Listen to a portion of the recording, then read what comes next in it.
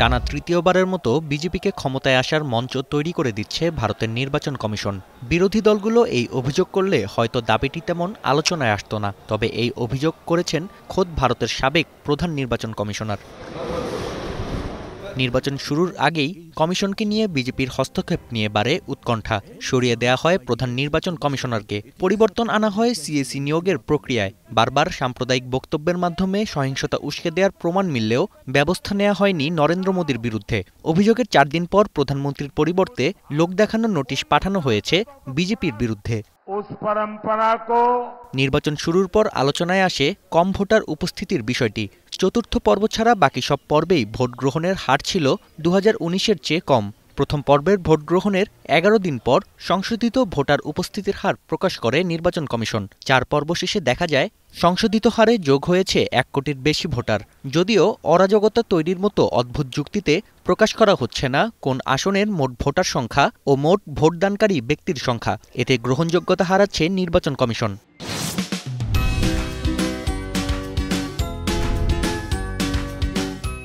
तो जो data public domain में पहले दिन ही आ गया, उसको 3 दिन 5 दिन 7 दिन कैलकुलेशन, और ये इतने आज की कंप्यूटर एज में ये कौन से चौथी क्लास के बच्चों को बुला के बिठा के उनसे ये कंप्यूटेशन कराई जाती है। I don't know. This stand of the EC is not exposed. Then the ECI would, with great respect, be guilty of making democracy a sham. It would help the BJP to win by voter scam. আলোচনা সমালোচনার মাঝে ভারতের 7 পর্বের marathon Lok Sabha নির্বাচনের পর্দা নামতে চলেছে শনিবার। শেষ পর্বে ভোট হবে 7টি রাজ্য ও একটি কেন্দ্রশাসিত অঞ্চলের 57টি আসনে, যার মধ্যে হিমাচল ও পাঞ্জাব রাজ্যে ভোট হবে সবকটি আসনেই। 57টি আসনে প্রতিদ্বন্দ্বিতা করছেন 904 জন প্রার্থী। হেভিওয়েটদের লড়াই চলবে 7ম পর্বেও। উত্তরপ্রদেশের বারাণসীর আসনে নরেন্দ্র মোদীর প্রতিদ্বন্দ্বী কংগ্রেস নেতা অজয় রায়। 2014 ও 2019-এর পর আসনটি থেকে হ্যাট্রিক জয়ের লক্ষ্য ভারতের প্রধানমন্ত্রীর।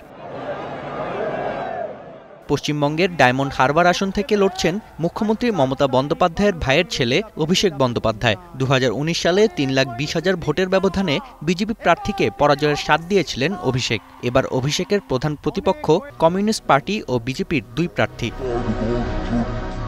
রাজনীতিবিদদের সঙ্গে সমানে পাল্লা দিচ্ছেন অভিনয় শিল্পীরা। হিমাচলের মান্ডি আসন থেকে বিজেপি প্রার্থিতা দিয়েছে বলিউড অভিনেত্রী কঙ্গনা রানাউতকে। নবাগত এই রাজনীতিবিদের প্রতিপক্ষ রাজ্যের 6 বারের মুখ্যমন্ত্রী বীরভদ্র সিংয়ের ছেলে কংগ্রেস প্রার্থী বিক্রমাদিত্য সিং। অন্যদিকে উত্তরপ্রদেশের গোরখপুর আসন থেকে লড়ছেন জনপ্রিয় ভোজপুরি অভিনেতা রবি কিষান। আগের নির্বাচনে 60% বেশি ভোট পেয়ে জয় পেয়েছিলেন বিজেপির এই প্রার্থী। আগামী 5 বছর বিশ্বের 5ম বৃহৎ অর্থনীতির দেশটির শাসনভার পাবে কোন দল, তা জানতে অপেক্ষা করতে হবে 4 জুন পর্যন্ত।